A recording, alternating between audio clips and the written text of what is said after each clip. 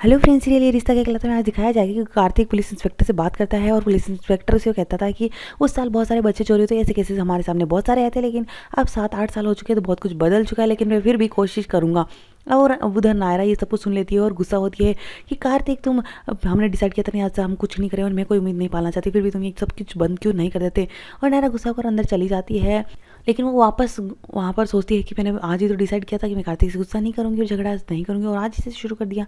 और कार्तिक पे बेचारे पे गुस्सा हो गई और वो वापस उसे मनाने के लिए बाहर जाती है, लेकिन कार्तिक तो गाड़ी लेकर चला जाता है सच का पता करने के लिए लीला के घर पर। और वहीं कार्तिक को कॉल कर रही होती है, लेकिन कार्तिक का मोबाइल गाड़ी में ही रह जाता है और वो उसका कॉल रिसीव नहीं कर पाता। तभी ऊपर स्वर्णा पर आती है और कहती है कि माँ जी ने गणगौर के लिए कपड़े और गहने वालों को मंगवाया है, तो तुम देख लो तुम्हें कौन सा पसंद है। और अभी वो नायरा को वहाँ पर कुछ नहीं बोलती तो स्वर्णा कहती है कि तो अच्छा तुम कार्तिक के साथ सेलेक्ट करना चाहते हो तो उसे भी बुला लो। तो नायरा कहती नहीं ऐसा कुछ भी नहीं है, और वो दोनों ही वहाँ पर नेकलेस सेलेक्ट करने के लिए जाती है, जहाँ पर मनीष और स्वर्णा दोनों ही गहने सेलेक्ट कर रहे होते। तो मनीष उसको कहता है कि तुम कुछ मॉडर्न सेलेक्ट क्यों नहीं करती हो। तो स्वर्णा कहती है लेकिन मैं ट्रेडिशनल सब पर पहन सकती हूँ ना, ये तो मॉडर्न तो किसी के पहन सकते हैं। तभी वहाँ पर नायरा को स्वर्णा एक नेकलेस देती है कि तुम ये पहनो, तुम पर ये बहुत अच्छा लगेगा। और वो उसे पहनती है और उसे लगता है कि कार्तिक पीछे से आया और वो ही उसे पहना रही है, और दोनों के बीच में रोमांस शुरू हो जाता है और उसके सपने में खो जाती है और दोनों के बीच में रोमांटिक पल दिखाए जाते हैं। तभी नायरा को दादी आवाज़ लगाती है और पूछती है कि क्या तुम्हें ये पसंद है। हाँ तुम पर बहुत अच्छा लग रहा है तो तुम यही ले लो।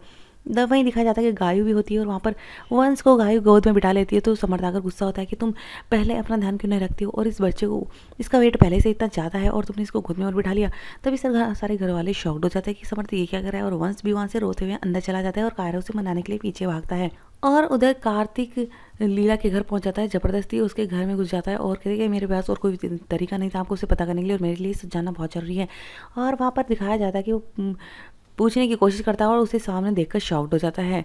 उधर वंश रो रहा होता है कि आज तो पापा ने मुझे मोटू बोला और मुझे कोई ऐसे नहीं बोलता है, मुझे स्कूल में भी सब चिढ़ाते हैं, मुझे यहाँ पर पापा ने भी बोल दिया कि मैं इतना मोटा हूँ। और वो कायरा उसे मनाने की कोशिश करता है, लेकिन वहाँ पर वो मानता ही नहीं है। तभी उसको रोते हुए देख नायरा और गायु भी वहाँ पर आते हैं और नायरा गायु को वापस वहाँ से लेकर चली जाती है, आप मेरे साथ चलिए। तभी उधर कार्तिक गाड़ी में बैठा हुआ इस बात पर ही सोच रहा होता है कि लीला की जगह उसकी बहन होती है और लीला से नहीं मुलाकात नहीं होती, और उसका बेटा कहता है कि आपको मैंने कहा था ना ये तो मेरी मौसी है, मेरी माँ यहाँ पर नहीं है, लेकिन उन्होंने एक लेटर दिया था मुझे पोस्ट करना था, लेकिन आप आ गए तो आप ही ले लीजिए।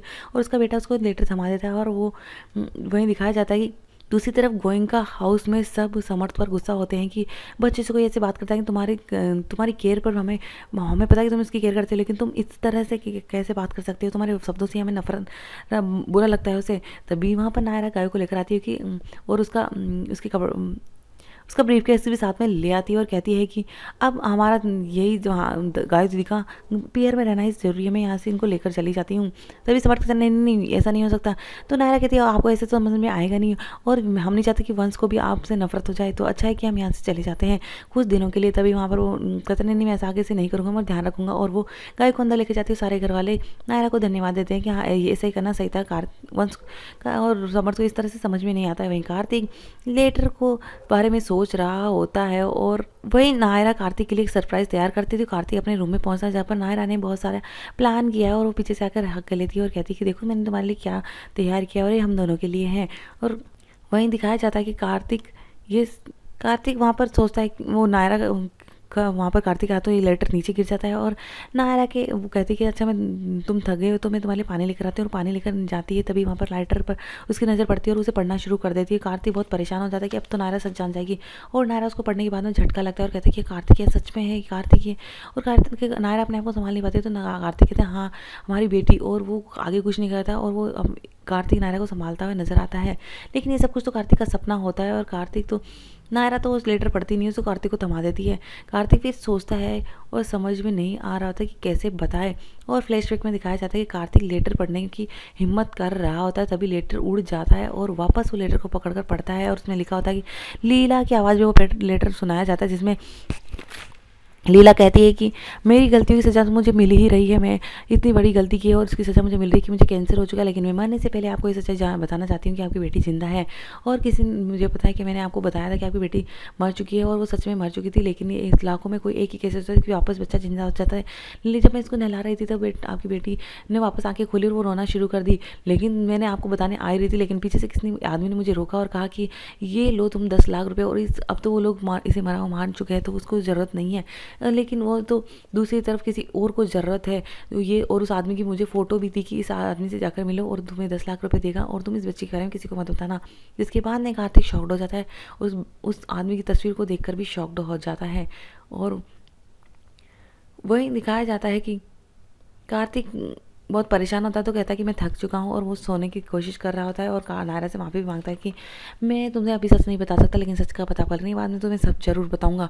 कुछ देर बाद में दिखाया जाए सब लोग के बीच में आइसक्रीम कंपटीशन चल रहा था, सब लोग मस्ती कर रहे होते हैं और लाइट चली जाती है। इसके बीच में नायरा कार्तिक को किस कर देती है, कार्तिक भी नायरा को किस कर देता है, और तभी कारा और वंश के बीच में झगड़ा शुरू हो जाता है कि मैं जीता था, मैंने पहले लगाया, मैंने पहले लगाया। तो नायरा कहती है तो तुम दोबारा कॉम्पिटिशन कर लो, और उनके बीच में कॉम्पिटिशन फिर से शुरू हो जाता है। कार्तिक अंदर चला जाता है और डिटेक्टिव एजेंसी को कॉल करके उससे बताता है कि एक मैं फ़ोटो भिजवा रहा हूँ, उसके बारे में मुझे पता करना है, लेकिन घर में किसी को पता नहीं चलना चाहिए, पापा को भी पता नहीं चलना चाहिए, क्योंकि इसी से मनीष ने भी कुछ काम करवाया था बहुत सालों पहले। तभी वहाँ पर मनीष आ जाता है और कहता है कि कार्तिक तुम परेशान हो। तो कार्तिक कहता है कि आप अंदर क्यों आ गए, आप बाहर बाहर चलिए। हम तो मनीष कहता नहीं मेरा हो गया बस भाई, बस इतना काफ़ी है, इतनी आइसक्रीम मैं खा सकता हूँ। तभी मनीष को पूछता है कि तुम कुछ परेशान नजर है, कुछ बताते। तो कार्तिक बात को घुमा देता है, कहते नायरा के ने मुझसे कोई गिफ्ट मांग लिया और कह रही है मुझे सरप्राइज चाहिए और कुछ ऐसा यूनिक होना चाहिए गनगौर पे। तो वहाँ पर वो कहता है कि भाई कि पापा आप मेरी मदद कर सकते हो। तो वो कहता है अरे भाई तुम ऐसा करो, तुम ही मेरी मदद कर दो, तुम ही कोई अच्छा आइडिया हो तो मुझे भी बता देना। और वो अंदर चला जाता है। वहीं रात में कार्तिक का फ़ोन बजता है और वो कहता है कि रॉन्ग नंबर है। उधर दादी भी कोई गलत अंदेशा लग रहा होता है कि कुछ तो गड़बड़ होने वाली हो, और भगवान से प्रार्थना करती है कि सब कुछ सही हो। सुबह होती है जहाँ पर कार्तिक नायरा से बहाना बनाकर डिटेक्टिव के पास पहुंचता है। उधर नायरा के पास में गाय की दादी का कॉल आता है और वो उसके पास पहुंच जाती है और उस बच्चे के बारे में बहुत परेशान होती है।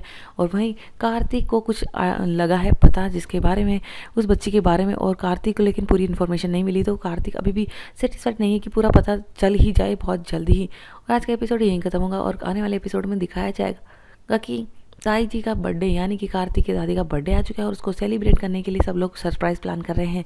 लेकिन मॉल वगैरह सब कुछ बंद हो गया है, तो अब कुछ नया ही सोचना पड़ेगा। वहीं अब बच्ची के बारे में भी जल्दी पता चलेगा कि कहाँ पर है उनकी बच्ची। तो दोस्तों आने वाला एपिसोड काफ़ी ज़्यादा इंटरेस्टिंग हो, उसके अपडेट भी जल्दी लेकर आएंगे, तो चैनल को सब्सक्राइब करें। आज का एपिसोड आपको कैसा लगा हमें कमेंट करके ज़रूर बताएं।